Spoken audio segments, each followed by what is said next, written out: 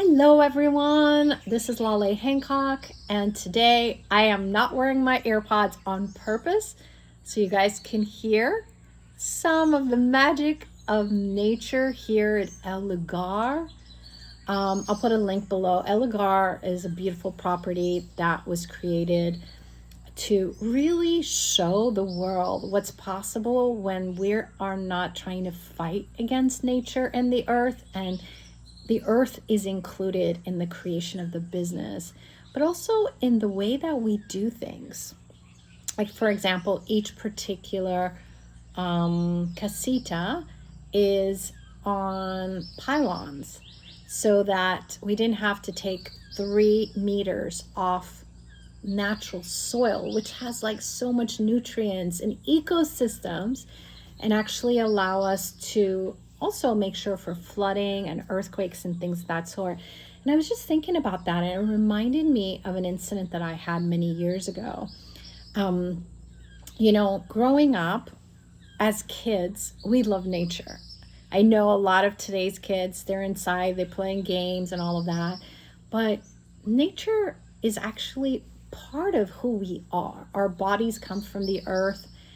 And whether you know it or not, you're going to be very aware of different frequencies and different things that are going on the planet, whether it's people and their bodies, whether it's the earth itself.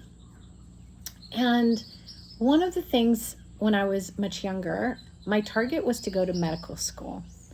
And at the time, I had chosen to take a year off because I just got married, and he decided, he was working always, to finish school. And during our trip to the East Coast to visit my family, it was the day of our departure. It was now time for us to head from the East Coast to the West Coast. And all I could tell you is I had this nervousness, like this really weird feeling in my stomach. I love traveling. I have since I was a little girl. I travel. As a kid, we traveled in different countries. So flying was always this safety mode for me, and I just didn't understand why I felt my plane is going to crash. We went to the airport, and this was a long time ago, so there was no cell phones yet. You had to pick up a payphone at the airport. I know many of you don't even know what that is. And call my family, and all I wanted to do was tell them how much I love them. And it's kind of odd because today I would do it so differently, but back then I had the responsibility of my work. My husband had an exam the next day. Those commitments were more important than plane's gonna crash. I know it sounds silly. And I really didn't understand it, but my body was so loud. And then the whole time on the flight, my hand was on like the handle of the chair, and like 6 hours, like what's gonna happen, what's gonna happen, what's gonna happen. As soon as we landed, nothing happened. Everything was fine. And I was like, why was I feeling that way? We went, at the time we had a bunny, we went and picked the bunny up and came home. By the time we went to bed around 11:30. Now, what's interesting is at 4 a.m, we had the biggest earthquake that hit California at the time. And I never correlated that feeling anxious on the plane to the earthquake till years later. It's so interesting. And what I realized is it was one of the ways my body was giving me information of the future. Now, I could have said, oh, I don't feel good, I'm gonna stay. But back then, I was too responsible. I wasn't about to let my work down or my husband's exam down, which is really crazy. Today, I have tools. Today, I can ask questions, so it would be a little bit different for me. But back then, I didn't really have the tools to empower me and my body in the way my body was communicating with me. And what was interesting is the earthquake was actually very unique. Usually earthquakes and the way the buildings are built is that the building will sway with that earthquake as that movement and that flow. This one went left, right, front, back, which then created the instability of the structure of it. And many buildings, actually the irony is all the ones that were in 1970s or older buildings did really well. The newer buildings burnt down. Even at school, my science building, the new one went on fire. The apartment that we were living in, I had picked it, which is funny. It was between two. One was a brand new building, beautiful, that I was like, oh my God, this is where I want to live. Now, that one cost more money and was further away from the school where my husband was going to school.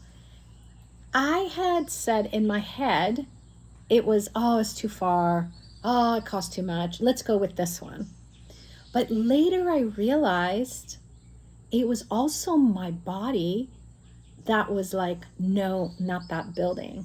And do you know, 3 months after we moved into our apartment, this is when the earthquake happened.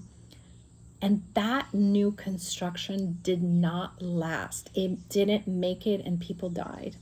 So, you know, the reason I'm bringing this up is it's multifaceted actually. Our bodies are aware of changes, frequency changes with the planet, but they're also aware of other bodies. They're aware of other bodies having pain. So this conversation I'm going to have with you guys is going to be a multi-conversation, because multiple videos, because there's many things to consider. Now, that was many years ago, and I have learned over these years a million different tools that really help me to figure out what's my body saying. And sometimes I have to say it's not words, so I can't always make it be about words. But like, for example, I was supposed to be on an airplane a couple weeks ago, and I was headed to Dubai. And that morning of my flight, my body said no. No. Now, I've learned over the years that if my body says no, I say no. And it took me hours to figure out where we're going. We ended up going to Amsterdam and then to Copenhagen. Now, if I would have done it purely by logic, okay, I'm going to Dubai, I'm doing this, I'm doing this, I'm doing this. But your body isn't about logic. It's constantly aware of the environment. It's also aware of what are you asking for and different ways that it shows you what's possible. So I really invite you guys to start to pay attention to your bodies. And some of it comes as intensity, some of it comes as pain, some of it comes as just not feeling good. But all of it might be different than what you learned.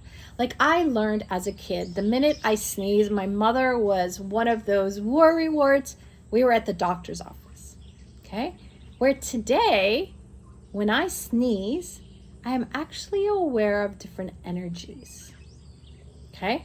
Now, it doesn't mean every time I'm sneezing, it's that, but you have to be in the question, body, what are you sharing with me? And today, you already are communicating with your body. You know when you have to go to the bathroom, okay? Now, what's next? What other capacities do you have communicating, communing with your body, and creating with your body? Because your body actually contributes to your business. It contributes to your finances. It contributes to your happiness. It contributes to knowing what's going on around you. So I highly recommend exploration. That moment that you want to be like, oh, I'm sick or whatever, ask yourself, are you sick? Because your body will listen to what you say and will create it for you. So if you say, I'm sick, your body's like, you would like to be sick? Have you noticed? Instead of who or what are you sick of? Is it your job? Is it your relationship? Is it you? Is it family? Like, it's usually something different. But the question is what opens that door for gaining more awareness. So I just wanted to start with this. This will be part of a series of different videos, but really starting for you to see, what if it's not a problem? What your body sensations are giving you information about. I did a class called Body, What Are You Sharing With Me a couple days ago. It's still available. Put the link in the description if you guys would like to start to experiment and explore what else is possible. But really, each day, each moment, start to explore. Body, what are you sharing with me? And notice, do you have more ease with your body? Because the more your body whispers to you and you ignore it, the more intense it has to be for you to pay attention. But if you're no longer making it be intense to pay attention, I wonder what else that might create. So hope this was a contribution for you guys. Please leave us some information below. Ask questions. We're happy to contribute. And we have classes, workshops, we have private sessions, group sessions happening all around the globe, online, in person. And so you're not alone in this journey.